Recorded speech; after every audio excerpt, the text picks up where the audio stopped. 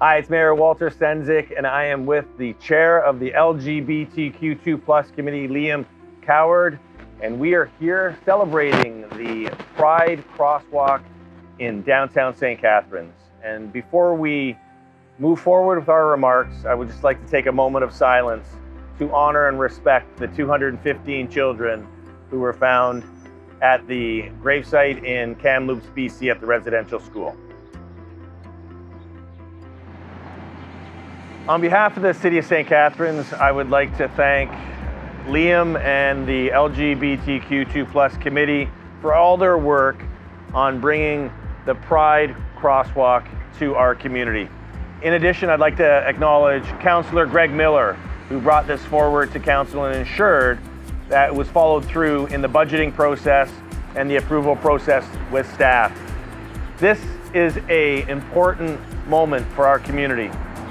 This is a symbol, this Pride Crosswalk is a symbol of inclusivity, of diversity, of equity here in the City of St. Catharines. It's a representative of who we are as a community, an inclusive community, a community that celebrates all of our diversity. And this crosswalk will be a reminder for everybody coming in through the downtown of our community, coming to the First Ontario Performing Arts Centre, that our community is a welcoming community, it's an inclusive community, and it's a community that celebrates all of our uniqueness. And that's what's important to the City of St. Catharines. That's why I'm proud to be here today with Liam from the committee to talk further about the importance of this Pride Crosswalk. I wish to thank the City of St. Catharines, Council, and Mayor Sendzik for allowing this installation to go forward. It has been a work in progress, nearly 2 years in the making, with the genesis of this project actually being on Facebook in the local grassroots community on a group called Rainbow Crosswalk for St. Catharines.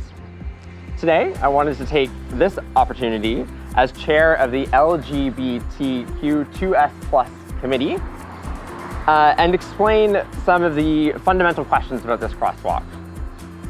The community and communities that this crosswalk symbolizes in paint and concrete have all been and continue to be marginalized within broader Canadian society.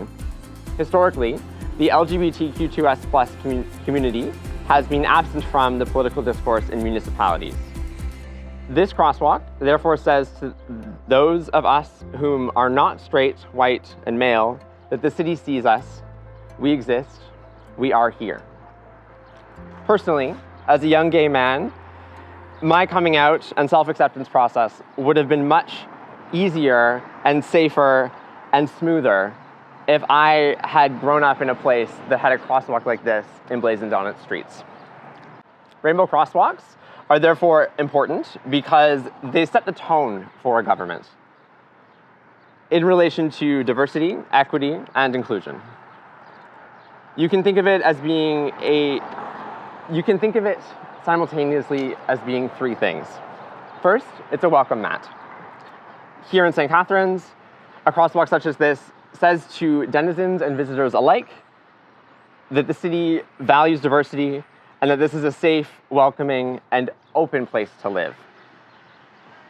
Second, you can think of it as an acknowledgement. You exist, you matter, no matter whom you may be, the color of your skin, or whom you love, or what your gender expression is. The city is acknowledging that you matter. Third, a promise. I can personally say that Council and Mayor Sendzik have been absolutely phenomenal in their equity and inclusion mindset. And this crosswalk symbolizes a go-forward promise that the city will be aware of our needs and of the broader needs of the community as a whole. The second fundamental piece of this crosswalk is the what, or the colors of the crosswalk. And in this case, the colors represent a whom. This crosswalk is strikingly different than the traditional rainbow you may be accustomed to seeing within the gay community. This is a great and momentous thing. This is the flag for us, all of us, no matter the sexual, gender, or racial background of the individual. The design itself is called the Pride Progress design, originally designed by Daniel Quasar, a non-binary artist from the United States. Taking cues from Brock, the city has additionally added an additional design element which I will speak to in just a moment.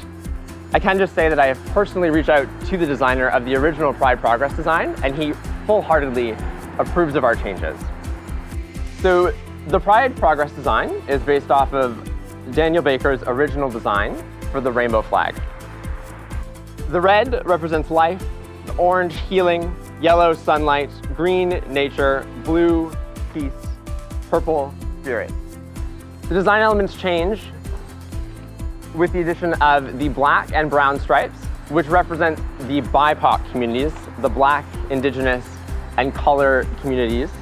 The blue and pink and white chevrons, which represent the trans, non-binary, and gender non-conforming individuals in our community.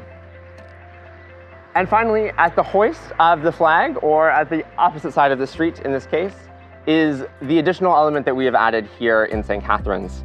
This is the purple chevron, representing the Haudenosaunee and Anishinaabe peoples, the first peoples of this land, which is a land covered by the One Dish with One Spoon Wampum Agreement. The purple chevron is important because it directly references the indigenous peoples of this territory, the Anishinaabe, Haudenosaunee, and other peoples covered by the One Dish with One Spoon Wampum Agreement. The crosswalk is quite literally embedded into their land, and so by adding this additional color, we have directly acknowledged the land that we are on and the land that we live and get to enjoy every single day. It also represents the Two-Spirit community, which is distinct and different from the trans community in a way that is decolonial, and they need to be acknowledged and represented separately and uniquely. Thank you for joining us today. This event is a great way to kick off Pride Month, and we do invite you to come down and see the crosswalk in person sometime this month.